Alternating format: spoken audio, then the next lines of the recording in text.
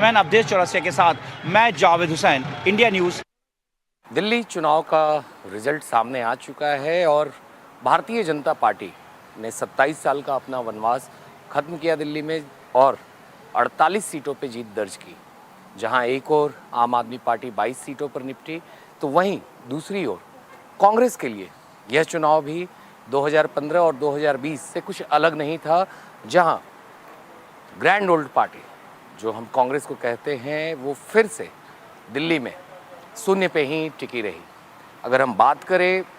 Vote percentage की, तो जिस तरह से कांग्रेस को 2015 में करीब 9% वोट मिले थे, तो वहीं 2020 के चुनाव में कांग्रेस अपने सबसे न्यूनतम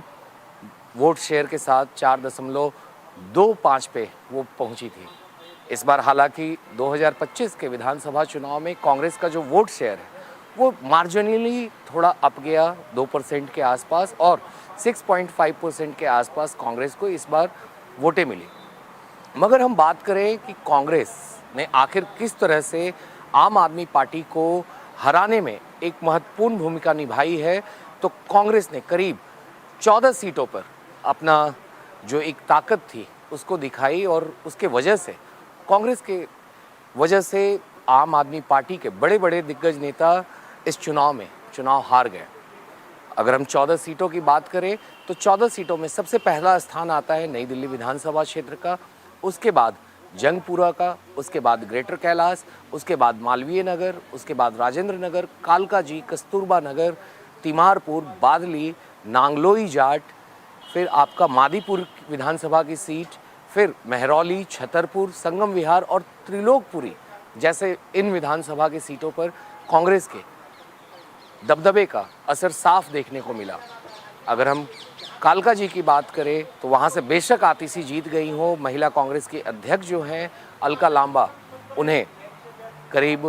4500 वोट के आसपास इस चुनाव में मिले। हालांकि आतिशी जो है वहाँ से फिर भी चुनाव जीतने में 3100 वोटों से वो करीब वहाँ से चुनाव जीती और उन्होंने अपनी सीट पे बीजेपी के रमेश विधेयक को हराया। मगर ख़ास तौर पे हम बाकी की सीटों की अगर बात करते हैं, उन 14 में से बाकी 13 सीटों की बात करते हैं, तो उनमें से कुछ प्रमुख सीटें जिस पे कांग्रेस की वजह से आम आदमी पार्टी के बड़े बड़े जो दिग्गज नेता हारे, उनमें सबसे पहला सीट आता है नई दिल्ली का, जहाँ से अरविंद केजरीवाल खुद चुनाव लड़ रहे थे, दिल्ली के पूर्व मुख्यमंत्री रहे थे। तो अरविंद केजरीवाल के समक्ष थे कांग्रेस के संदीप दीक्षित, जो कि 3 बार दिल्ली की मुख्यमंत्री रही शीला दीक्षित के पुत्र थे। खुद से 2 बार सांसद रहे संदीप दीक्षित ने इस चुनाव में महज 4500 वोट लाए, मगर केजरीवाल की हार का सबसे बड़ा कारण वो बने क्योंकि केजरीवाल और प्रवेश सिंह वर्मा जो बीजेपी के कैंडिडेट थे नई दिल्ली विधानसभा सीट से, उनका और उनके हारने का जो डिफरेंस था वोट का, वो 4089 वोट्स थे। इसी तरह जंगपुरा की विधानसभा सीट, जहां से कांग्रेस ने अपने कैंडिडेट फरहाद सूरी को मैदान में उतारा था, फरहाद सूरी को 7350 वोट मिले कुल मिलाकर इस सीट से। तो वहीं मनीष सिसोदिया जो अपनी सीट पटपरगंज विधानसभा की जो सीट थी उसको छोड़कर जंगपुरा आए थे, तो उन्हें भी यहाँ शिकस्त का सामना करना पड़ा, चूँकि बीजेपी के ही वहाँ से तरजिंदर सिंह मारवा ने उनको हराया और 675 वोटों से हराया। तो ऐसे में दूसरी जो बड़ी सीट थी जहाँ से आम आदमी पार्टी के बड़े दिग्गज नेता हारे, वो थी जंगपुरा की, जहाँ से मनीष सिसोदिया को हार झेलनी पड़ी और वो भी बेशक कांग्रेस के वोटिंग के वजह से, जहाँ पर फरहाद सूरी को करीब 7350 वोट मिले। फिर हम आते हैं ग्रेटर कैलाश की सीट पर, जहाँ से सौरभ भारद्वाज 3188 वोटों से चुनाव हार गए। उनको हराया बीजेपी की शिखा राय ने। और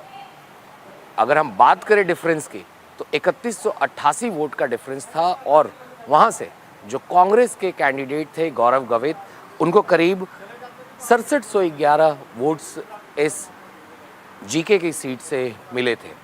अगर हम फिर बात करें मालवीय नगर विधानसभा सीट की, तो यहाँ भी कांग्रेस के जो कैंडिडेट थे जितेंद्र कुमार कोचर, उनको करीब 6770 वोटें मिली और यहाँ से इस सीट से जब सतीश उपाध्याय बीजेपी से चुनाव जीते, तो उन्होंने आम आदमी पार्टी के बड़े नेता सोमनाथ भारती को करीब 2131 वोटों के मार्जिन से हराया। तो यहाँ भी एक बड़ा जो कारण बना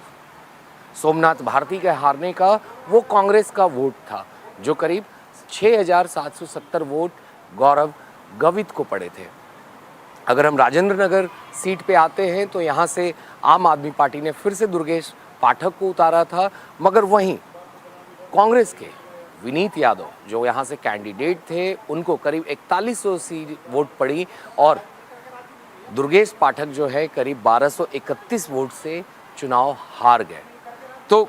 इस तरह से कांग्रेस ने जो 14 सीटों पे डेंट लगाई आम आदमी पार्टी के, हालांकि कालका जी में वो जादू नहीं चला जहां से खुद महिला कांग्रेस की अध्यक्ष अलका लांबा चुनाव लड़ रही थी, मगर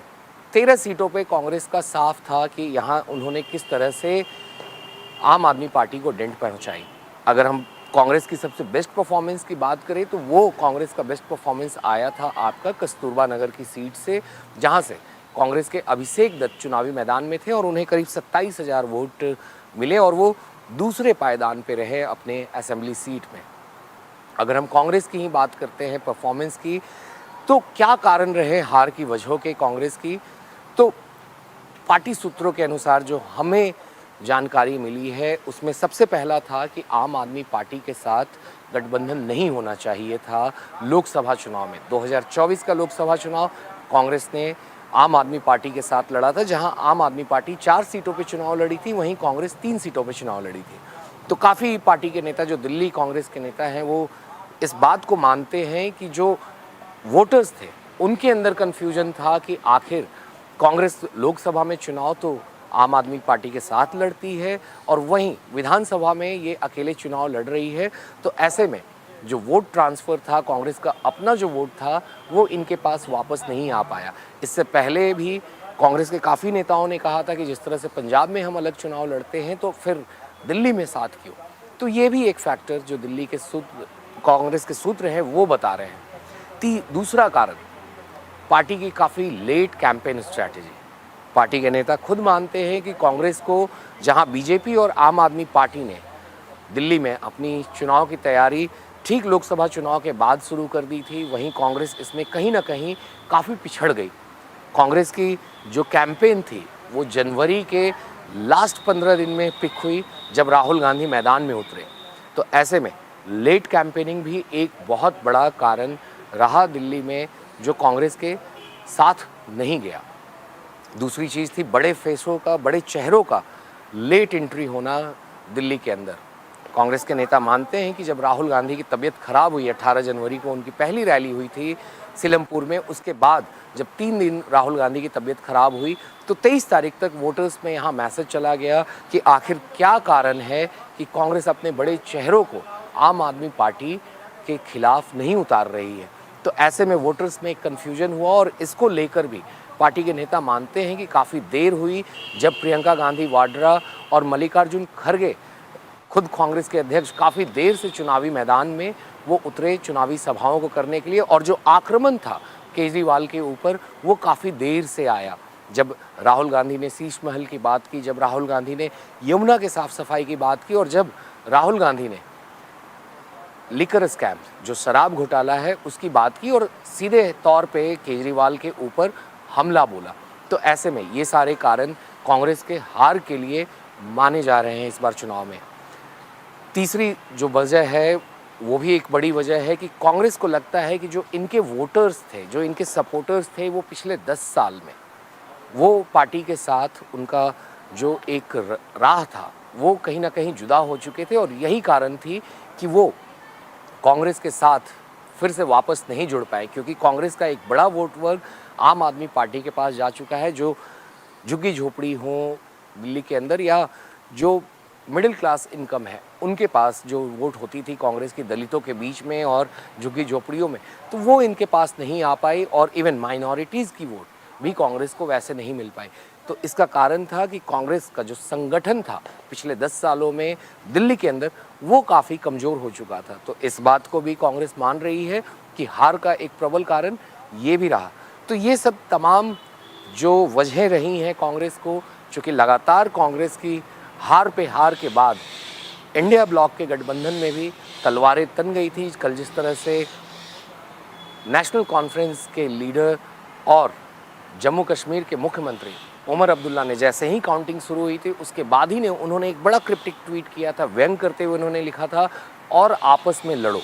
साफ था कि जिस तरह से इंडिया ब्लॉक गठबंधन के अंदर ही जो एक लड़ाई हो रही है उसको किसी ने भी ख़त्म करने की कोशिश नहीं की, और उसका नतीजा था कि आज आम आदमी पार्टी दिल्ली में सत्ता से बाहर है और कांग्रेस का भी जो परफॉर्मेंस है वो शून्य से ऊपर नहीं बढ़ पाया। तो अब देखना महत्वपूर्ण होगा कि कांग्रेस आने वाले दिनों में अपने आप को